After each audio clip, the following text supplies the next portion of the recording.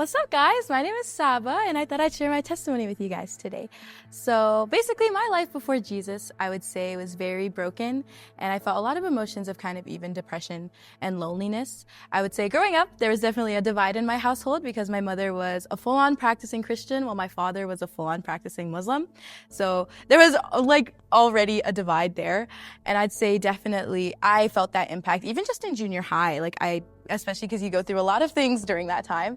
And I would say loneliness and depression is something that I definitely carried in my heart. And coming home to kind of a family that's divided regardless was very impacting on me. And one of the ways that I kind of found God was basically through a friend. And it was just like, I encountered the Holy Spirit through them. It's just like the way that they talked, and I just acknowledged the Holy Spirit. And I was like, whoa, it's like, I acknowledge God in them. And I didn't know what the Holy Spirit was. So in my mind, I was thinking like, yo, like, that's the Holy Spirit, no? Like, what? So I was just thinking, that's God. Like, I just see God in them and I want that.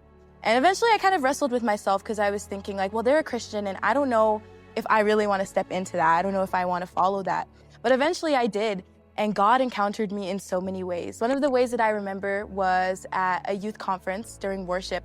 And I remember the lyrics being that God redeems and he restores all that is broken. And I just remember just like the warmth and the love of God just like pouring onto me and me finally understanding like, whoa, like he died for me, he redeemed me.